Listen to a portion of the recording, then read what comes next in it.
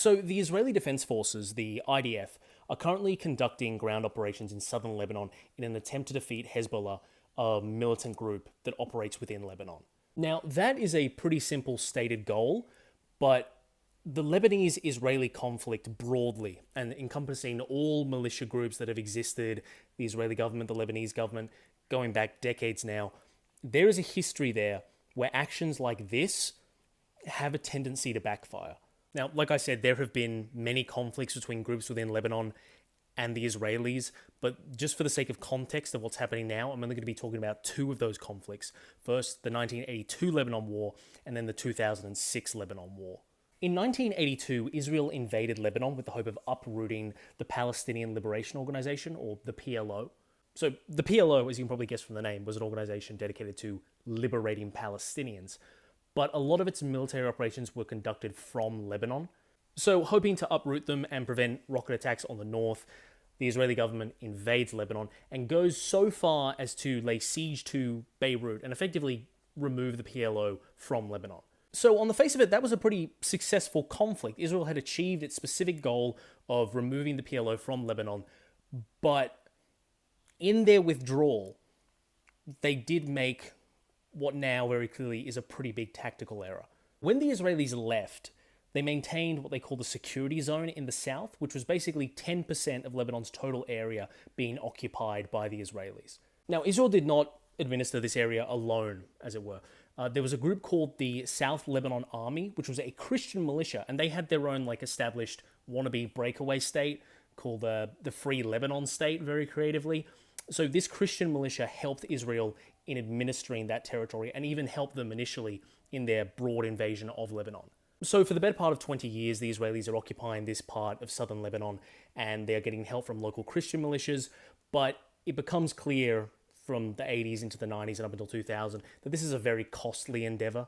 This period of occupation was not peaceful or easy. There was constant fighting with guerrilla groups that were trying to resist the efforts of Israel to hold this territory and against the South Lebanon Army. And the largest of those groups that was created during that occupation period was Hezbollah. The Israelis finally decide to leave in 2000, and that doesn't go great for the South Lebanon Army. Those Christian militias that had allied themselves with Israel, they all either flee to Israel itself or they are tried for treason and executed. But what we have now is Hezbollah, which gets a lot of the credit for Israel's decision to withdraw, becoming incredibly popular. One thing you need to understand about Hezbollah is that it is not a part of the Lebanese government. Hezbollah operates as its own separate military and within Lebanon also acts as a political party. Hezbollah functions as a political party with a military, not a state in itself. So in the aftermath of Israel withdrawing, this political group becomes incredibly popular and its numbers surge. So going ahead 6 years to 2006, Hezbollah launches an incursion into Israeli territory, attacks a military outpost, and captures 2 Israeli soldiers. This is what kicks off the 2006 Lebanon War. But I need to make it clear, this is not a war between Israel and Lebanon. This is a war between Israel and Hezbollah itself. The stated goals of Israel are to basically disarm Hezbollah as much as they can, or at least push them further north so that they can't fire rockets into the north of Israel, and to try and get the Lebanese military to destroy Hezbollah. Now, of course, there was some optimism at the time. I mean, in the 1980s, the Israelis had gone as far as Beirut, sieged the capital, defeated Lebanon pretty comprehensively, but that is not the war they were fighting in 2006. The 2006 Lebanon War only lasted a month, and in that month, Israel did not achieve its strategic aims. An inquiry into the war by the Israeli government afterwards found that it was a strategical failure, a very big missed opportunity, and that indecision and an inability to commit to one strategy amongst the top of the IDF really hurt there, along with the fact that they didn't have an exit strategy. What the IDF did achieve in a month was make the popularity of Hezbollah skyrocket.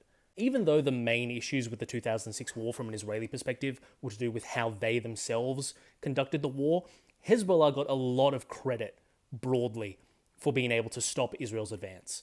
Hezbollah became viewed as an organization in the Middle East that could defeat the IDF. Whether that reputation was warranted or not, it was a reputation that it got. Hezbollah has grown exponentially since the 2006 war, and it is today the largest non-state military on Earth. Hezbollah exists as an organization with tens of thousands of members because the Israelis miscalculated in 2006. Israel is currently invading Lebanon because they believe that is the best way for them to defeat Hezbollah. But if history has proven anything, every time they get entangled in Lebanon, they only end up doing themselves more harm than good. Hezbollah is larger than it was in 2006 and is better funded than it ever has been. It does genuinely beg the question of what does the IDF think is going to be done different this time than the last time? The Israeli government, this time in 2024, has three stated aims for this conflict when it comes to invading Lebanon. They want the complete disarmament of Hezbollah. They want the international community to work with them and ensure that Hezbollah is never rearmed.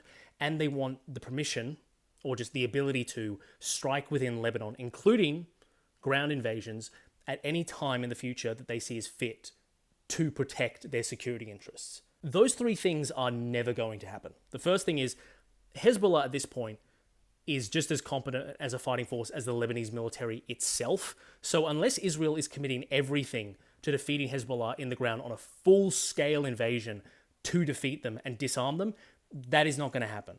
On the second point, no country wants to involve its own soldiers in policing Hezbollah or parts of Lebanon in the future to ensure that they aren't rearming.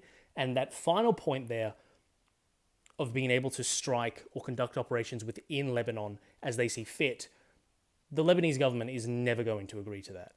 I think there are two real ways to look at this to try and explain what's going on. I think the first one is that either genuinely or by delusion, the Israelis have an expectation or know something that will make this operation, this invasion of Lebanon, actually work.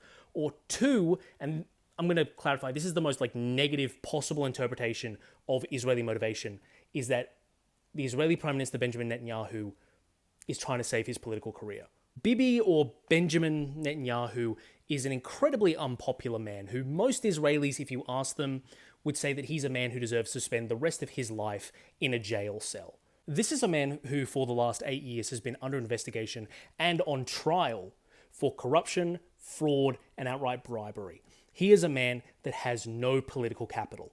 Prior to October 7th, the largest protests in Israel's history were taking place against Netanyahu's government because of what was a perceived power grab by him to basically overrule the Supreme Court as he saw fit. Netanyahu has one avenue of complete agreement with most of Israeli society, and that is the Israeli belief that Hezbollah should be gone. So despite the fact that bombing the Lebanese people, bombing their homes, their schools, their workplaces, their mosques, their churches, is something that always makes Hezbollah stronger, it seems that the Israeli government, Netanyahu's government, is still risking that.